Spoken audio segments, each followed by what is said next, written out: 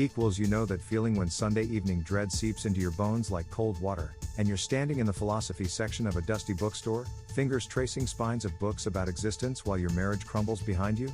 The golden hour light bleeds through high windows, casting long shadows across worn carpet, and you're holding a Schopenhauer text, pages open to a passage about suffering, while your spouse's betrayal sits heavy in your chest like a stone. Your side hustle marketing reports are tucked inside the book, forgotten. Spreadsheets of potential and promise, now meaningless. The bookstore smells like old paper and forgotten dreams, your wedding ring suddenly weighing more than it ever has. Your jaw clenches so tight your molars ache, each breath shallow and controlled. You know that feeling when life's milestones approach and you're standing among faded clothing at a thrift store, your mentor's expectations pressing against your skin like an ill-fitting jacket? The fluorescent lights buzz overhead, casting harsh shadows across racks of discarded histories. Your lunch break, that fragile moment when facades crack, finds you holding a wool sweater, wondering how many lives have passed through this fabric. Your hands tremble slightly. Not from cold, but from the weight of potential disappointment.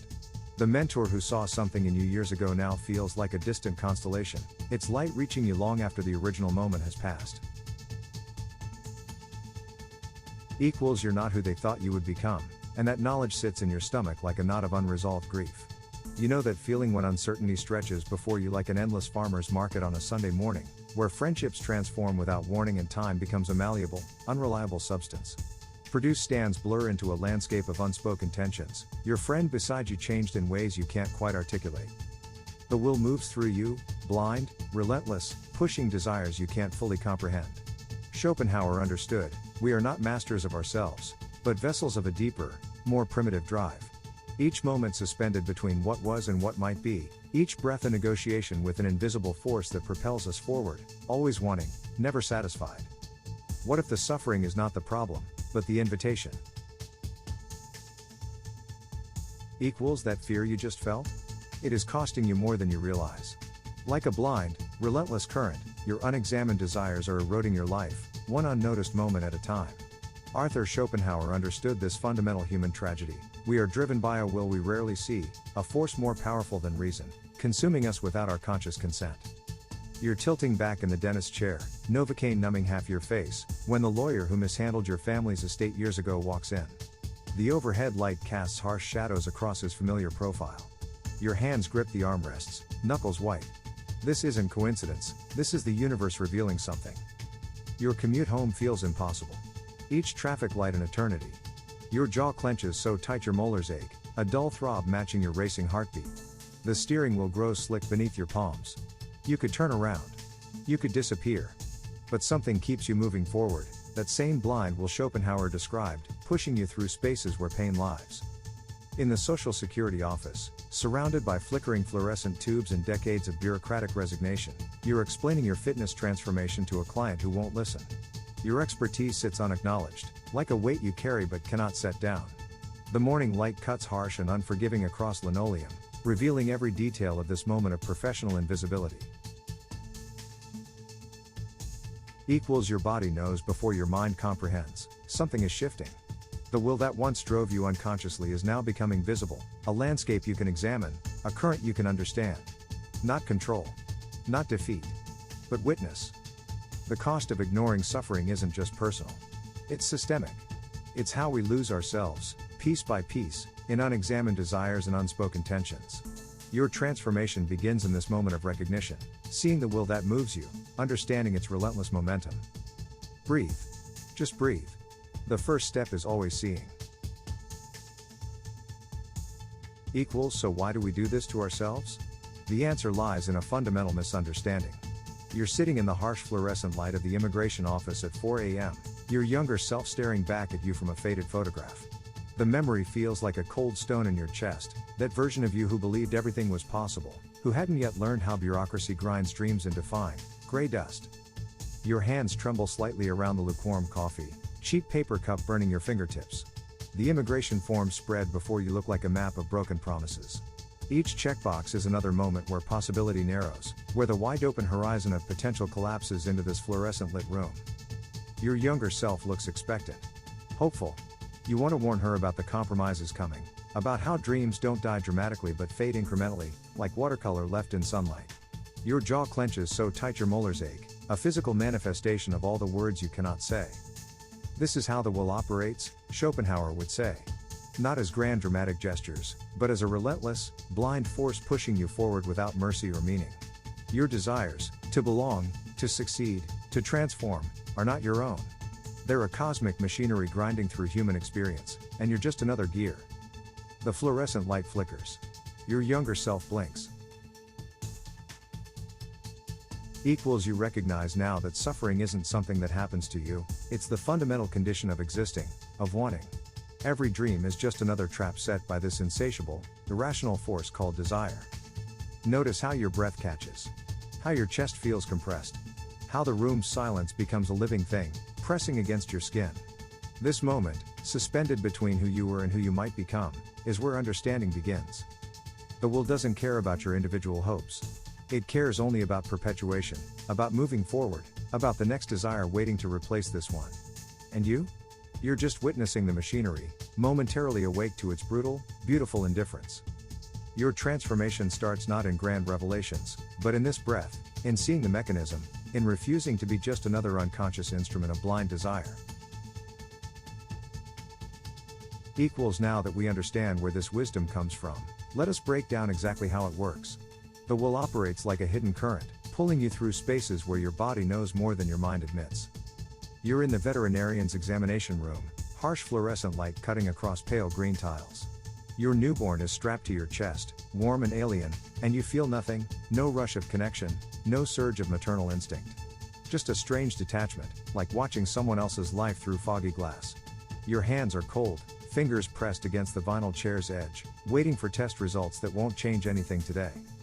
The room smells of antiseptic and something metallic, fear, maybe. Your jaw is clenched so tight your molars ache, a physical manifestation of the disconnect between what you're supposed to feel and what you actually feel. The will isn't asking what you want. It's pushing you forward, mechanically, through motions of motherhood that feel like a script you haven't learned. On the night bus, nearly empty except for streetlight shadows bleeding across worn seats, you're thinking about your ex. The anniversary of a loss you don't discuss hangs in the air like dust. Your spine rigid against the scratched window, watching industrial landscapes blur past. Immigration papers tucked in your bag, a testament to movement, to leaving something behind. In your living room, during a family gathering that feels more like a farewell, your aging parent looks at you, sometimes recognizing, sometimes not. The last hour before moving trucks arrive is thick with unspoken histories. Your hands are rough from packing, shoulders heavy with decisions made and unmade. The will doesn't ask permission. It moves through you, a current stronger than your conscious choices. Recognizing it means seeing the blind impulses driving your actions, the need to belong, to survive, to connect, even when connection feels impossible. Your transformation begins in these moments of raw recognition. Not by fighting the will, but by watching it move through you, understanding its rhythms, its desperate, unconscious music. Breathe. Just breathe. Here is where everything shifts.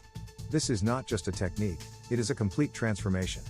The support group meeting sits heavy in the community center, fluorescent lights casting harsh shadows across linoleum. Your teenage daughter's silence echoes louder than anyone else's words. You've been awake since 3 a.m., your chest compressed with the weight of a startup dream that feels more like a slow collapse. Your hands tremble slightly around a styrofoam coffee cup, fingers rigid with unspoken tension. Before arriving, you rehearsed your introduction. Hi, I'm trying to build a business while my child pulls away.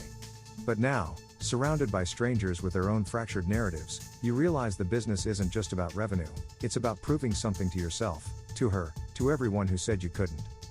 The will operates beneath the surface, this philosopher understood. Your desire isn't just about money. It's about proving your own worth, about controlling a narrative that feels increasingly uncontrollable. Your startup represents more than a product, it's a desperate attempt to create meaning in a world that keeps shifting underneath your feet. When the group leader asks you to share, something inside you breaks open. Your voice cracks. I'm terrified of failing. Not just the business. My daughter. Myself. The room goes silent.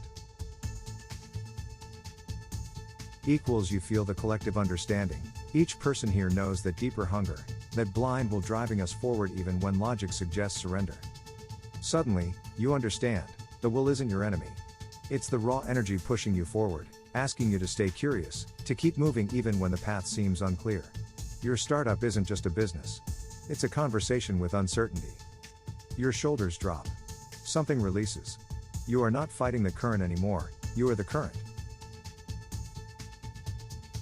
Equals understanding the shift is one thing.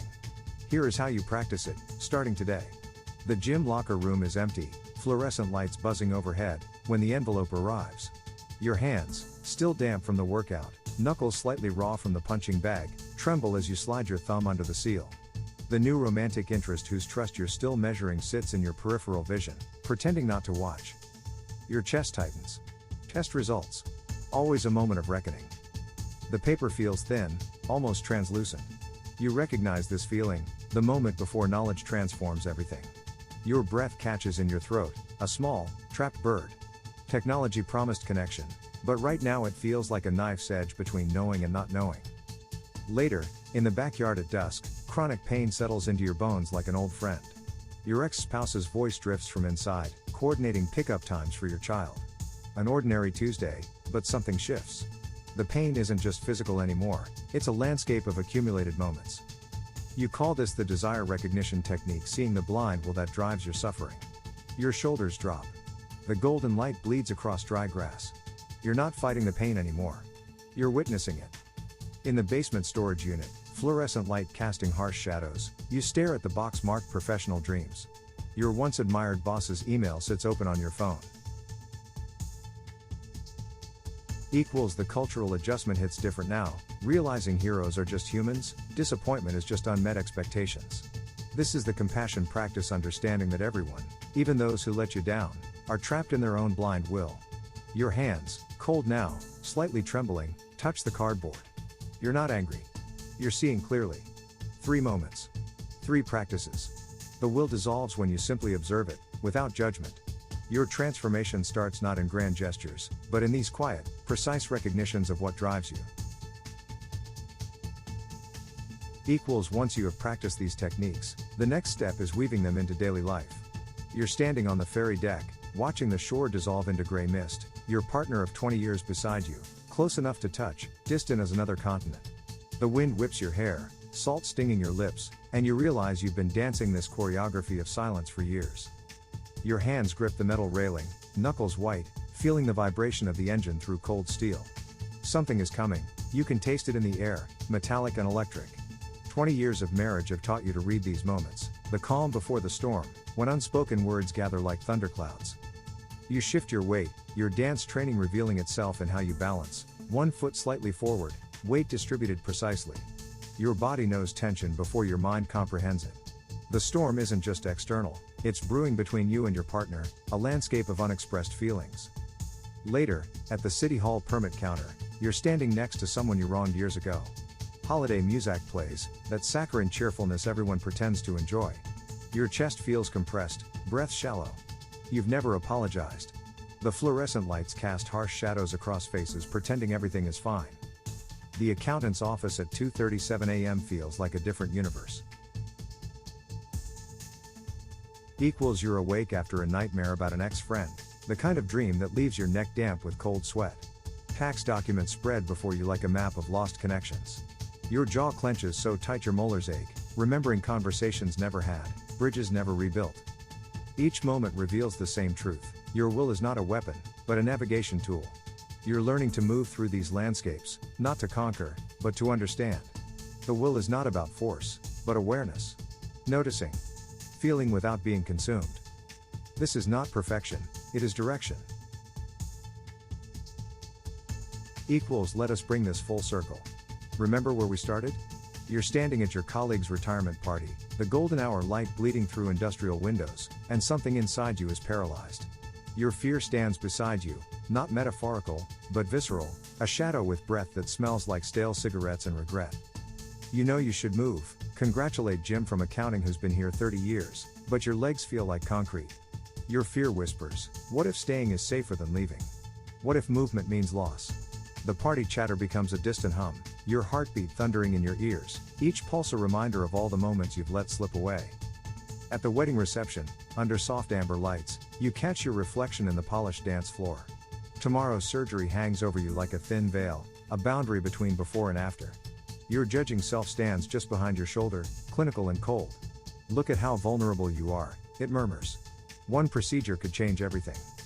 Your body knows things your mind refuses to acknowledge. The tightness in your chest, the tremor in your hands, these are not weakness, but wisdom. Schopenhauer understood, our will is not just desire, but a profound recognition of our deepest currents. The funeral reception feels like a strange birthday, you're first truly alone. Your disapproving in-law stands near the punch bowl, radiating silent judgment. But something has shifted. You no longer need their approval. The will that once drove you to seek validation now propels you toward authenticity. These moments are not endpoints. They are passages. Transformation isn't a destination but a continuous unfolding. Your will is not your enemy, but a profound teacher, showing you precisely where growth demands your attention. If this opens something in you, subscribe and hit the notification bell so you never miss a video. Share this with someone ready to hear it. Drop a comment, what insight hit you hardest? Watch the video appearing on screen now. Your transformation starts not tomorrow, right now, in this breath, in this choice.